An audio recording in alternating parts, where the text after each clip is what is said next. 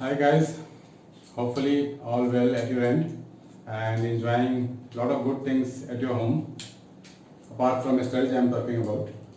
बहुत सारे बच्चे से बात होती है तो वो बताते हैं कि खाना बहुत खा रहे हैं, सोना बहुत है पूरा ज़बरदस्त, web series, movies, laptop, games सब फुल ऑन।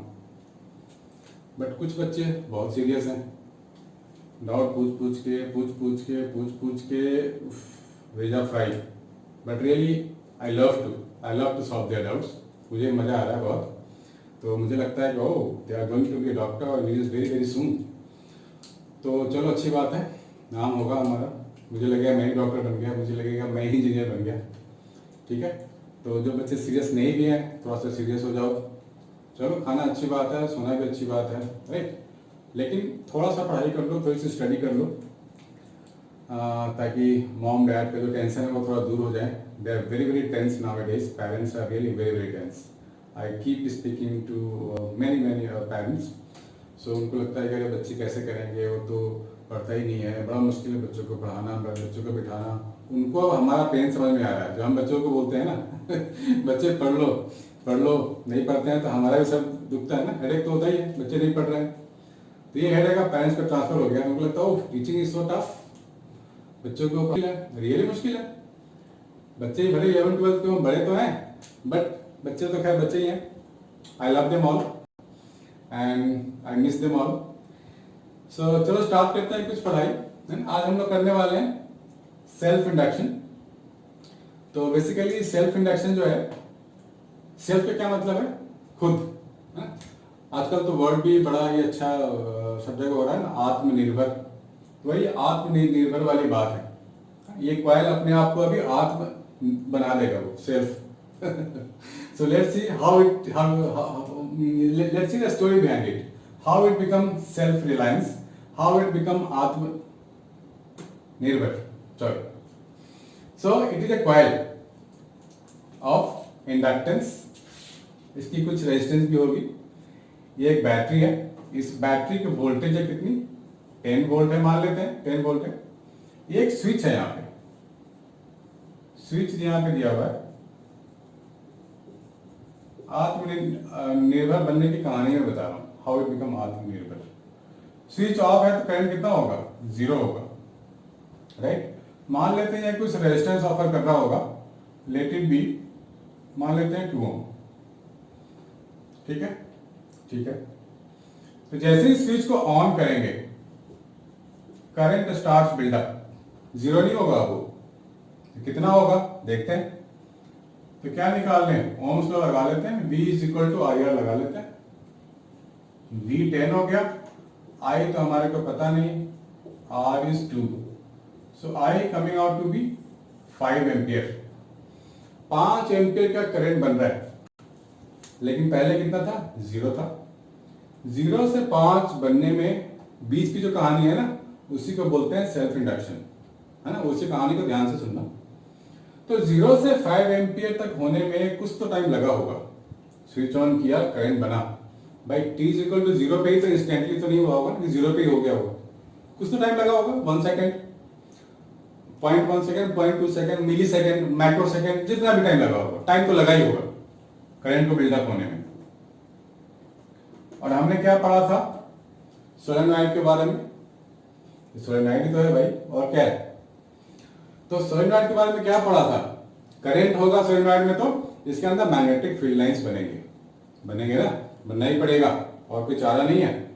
तो मैग्नेटिक फील्ड लाइंस में शो कर देता हूं ऐसा। ये क्या है? मैग्नेटिक फील्ड लाइंस है ये। तुम लोग सब भूल जाते हो लगता है पढ़ने के बाद। This is the magnetic field line passing through this. ठीक है। तो शायद याद हो कि मैग्नेटिक फील्ड लाइंस का फॉर्मूला किसी को याद है? मैग्नेटिक फील्ड जो इसके अंदर डेवलप होता है वो क्या होता है? B is equal to mu naught n i. यह फॉर्मूला भी हम लोगों ने डिराइव किया था यूजिंग एम्पियर सर्किटल लॉ। तो यहाँ पे n क्या है? Number of turns per unit length, n है। तो यहाँ जो फ्लक्स बनेगा वो कैसा फ्लक्स बनेगा? बी इंटू एरिया, फ्लक्स तो बनेगा ही बनेगा, मैग्नेटिक फ्लक्स। तो बी की जगह मैं क्या लिखूं, म्यू नॉट एन आई, ये लिख दिया हमने, ठीक। तो करंट तो यहाँ इंक्रीजिंग है ना, 0 से 5 एम्पियर, यानी कि फ्लक्स भी इंक्रीजिंग है, यानी कि ईएमएफ भी होगा। फ्लक्स जब जब चेंज होगा, ये फ्लक्स कांस्टेंट तो है नहीं, क्योंकि आई इंक्रीजिंग, 0 to 5 एम्पियर होने में कुछ तो टाइम लगा होगा ना, वापस हम वहीं चले जाएंगे बार बार, 0 to 5 कुछ तो टाइम लगा ही होगा, राइट। तो अगर मैं एक छोटा सा ग्राफ बना लूं, दिस इज टाइम टी और दिस इज करंट, तो ये करंट के मैक्सिमम वैल्यू में ले रहा हूं 5 एम्पियर। तो 0 से 5 बनने की कहानी यहीं पे छुपी हुई है। तो अगर मैं लिख दूं,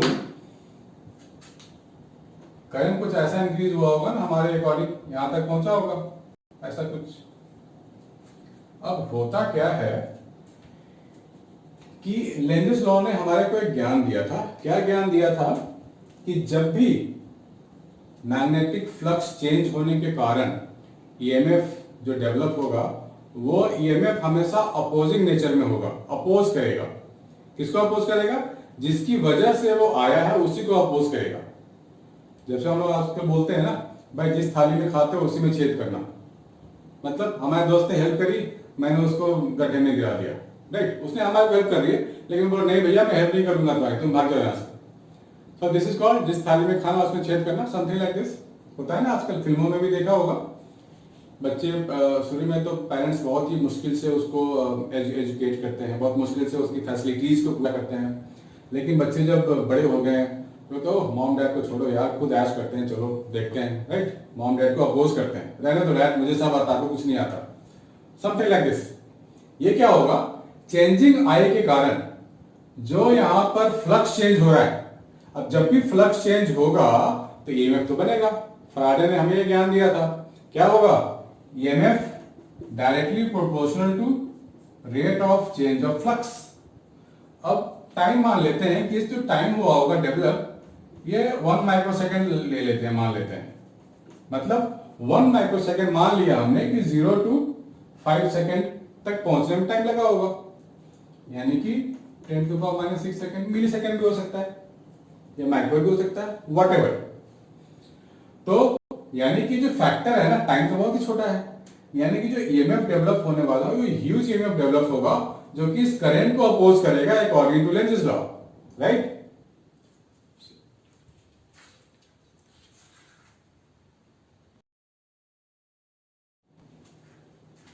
तो करंट ईएमएफ जो यहां पे बनेगा वो इस करंट को अपोज करेगा अकॉर्डिंग टू लेंज़ेस लॉ।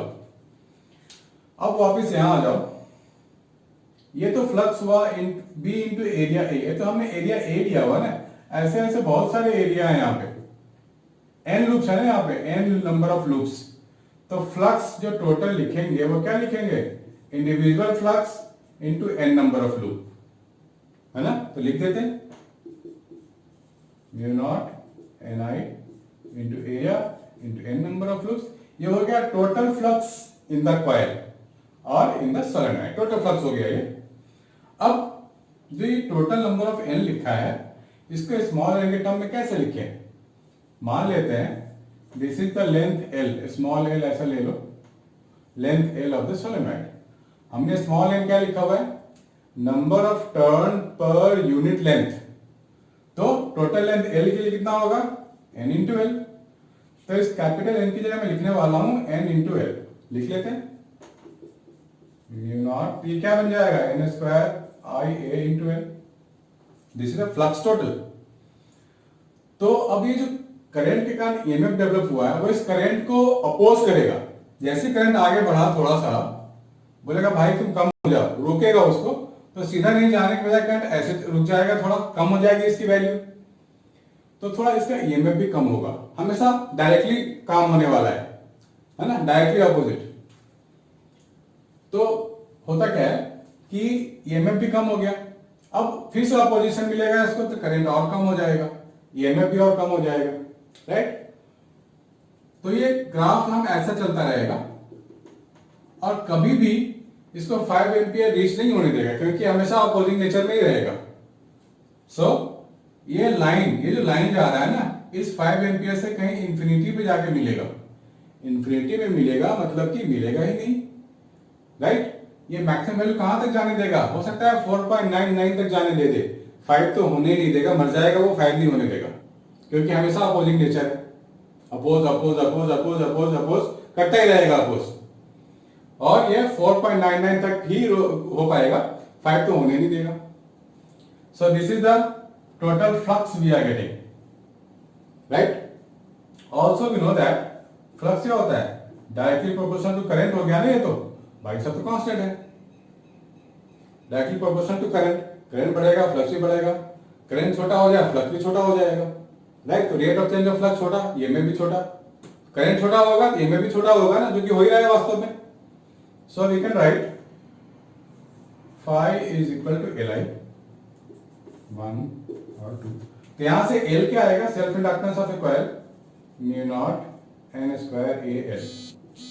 इसको क्या बोलते हैं? Self inductance of the coil और सेल्फ इंडक्टेंस ऑफ सोलेनॉइड कह सकते हैं हम लोग, राइट। तो सेल्फ इंडक्शन बेसिकली क्या हो गया? इसको डिफाइन करना हो तो क्या लिखेंगे? The due to this changing current magnetic flux induced in this coil which induces EMF and that EMF opposes the growth of current in the circuit। ये पता है ग्रोथ के साथ भी है और डिके के साथ भी है।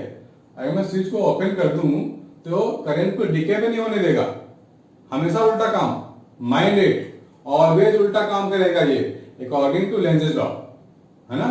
ग्रोथ कर रहा था तो ग्रोथ नहीं करने देगा, डिके होना चाहता है करंट, मर जाना चाहता है करंट, मरने नहीं देगा, इसको डिके नहीं होने देगा, हमेशा अपोज करेगा। सो this is the self inductance. और ये जो ग्राफ बनता है ना, ये हमेशा ऐसा ऐसा बनेगा। इसके लिए हम अलग से आपको बताएंगे हाउ टू, वो आएगा इंडक्टर रेजिस्टेंस वाले में एक इक्वेशन ड्रॉ करेंगे हम लोग, वो उसमें आ जाएगा। फिलहाल आप लोग इसको नोट डाउन कर लो और सेल्फ इंडक्शन खुद से भी डिफाइन कर सकते हो if you know the entire story, right guys. Just note it down, it's very important concept.